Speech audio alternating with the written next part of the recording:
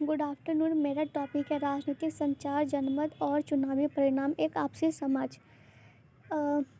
सबसे पहले हम इसका परिचय देखते हैं कि लोकतंत्र में जनता सर्वोच्च होती है और उसकी राय ही सरकारों के गठन और पतन का कारण बनती है। इस प्रकार में राजनीतिक संचार, जनमत और चुनावी परिणाम महत्वपूर्ण भूमिकाएं निभाती है। राजनीतिक संचार के माध्यम से नेता और पार्टियां जनता तक अपनी नीतियां और दृष्टिकोण पहुंचाते हैं। जनता उन संदेशों से प्रभावित होकर अपना जनमत बनाती है जो अंततः चुनावी परिणामों को तय करता है। यह अध्ययन इन तीनों घटकों के बीच आपसी समझ और प्रभाव को विस्तार से समझाता है।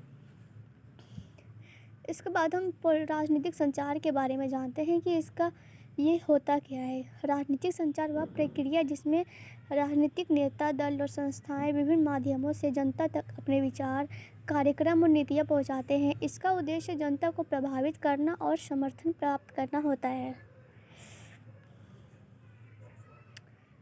नेक्स्ट हम इसका मुख्य माध्यम देखेंगे कि इसका माध्यम क्या क्या है। पहला भाषण, फिर घोषणा पत्र, चुनाव प्रसार, मीडिया, टीवी, रेडियो, समाचार पत्र और सोशल मीडिया। इसका महत्व जानते हैं। इनसे पहला है जनता को सूचित करना, मुद्दों पर जागरूक फैलाना, जन समर्थन जुटाना और छवि निर्माण और विरोधियों की आलोचना। इसका उदाहरण देखते हैं कि भारत में 2014 के आम चुनाव में सोशल मीडिया का बड़े स्तर पर उपयोग नरेंद्र मोदी और भारतीय जनता पार्टी द्वारा किया गया था, जिससे युवा वर्ग को प्रभावित किया गया। नेक्स्ट हम जनमत के बारे में, पब्लिक ओपिनियन। इसका परिभाषा देखते हैं कि जनमत होता क्या है। जनमत से तात्पर्य जनमत के एक बड़े वर्ग को साझा सोच या राय से जो किसी मुद्दे, नेता या नीति के पक्ष या विपक्ष में होती है। इसके बाद हम इसका कारक देखते हैं। इसका कारक क्या क्या है। पहला मीडिया रिपोर्टिंग, व्यक्तिगत अनुभव, सामाजिक बातचीत, शिक्षा और जागरूक स्तर, राजनीतिक संचार और प्रचार।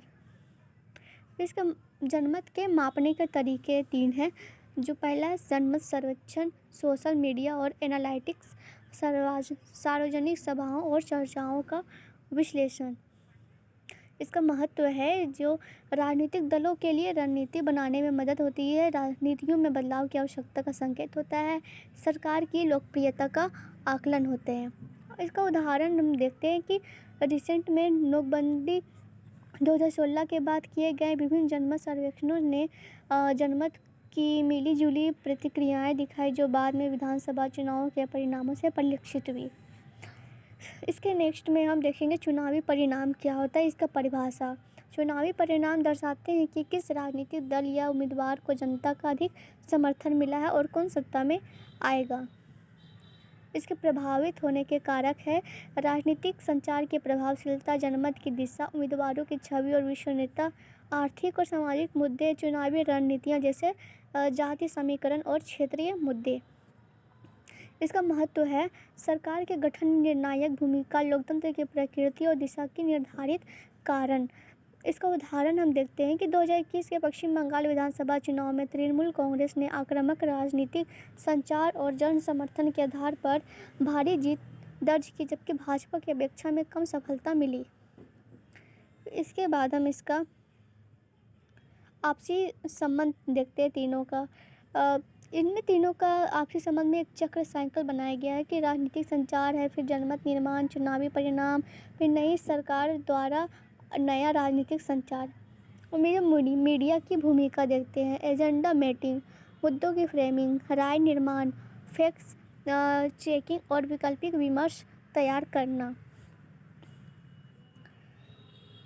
फिर अब ये तीनों का निष्कर्ष देखते हैं कि राजनीतिक संचार, जनमत और चुनावी परिणामों के बीच घनिष्ठ संबंध लोकतंत्र की जीवितता और स्वास्थ्य के परिचायक है।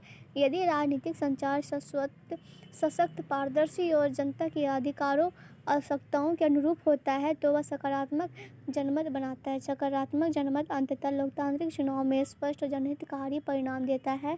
इसलिए किसी भी लोकतांत्रिक देश में इन तीनों तत्वों का सटीक तालमेल और स्वास्थ्य संचार अत्यंत आवश्यक है।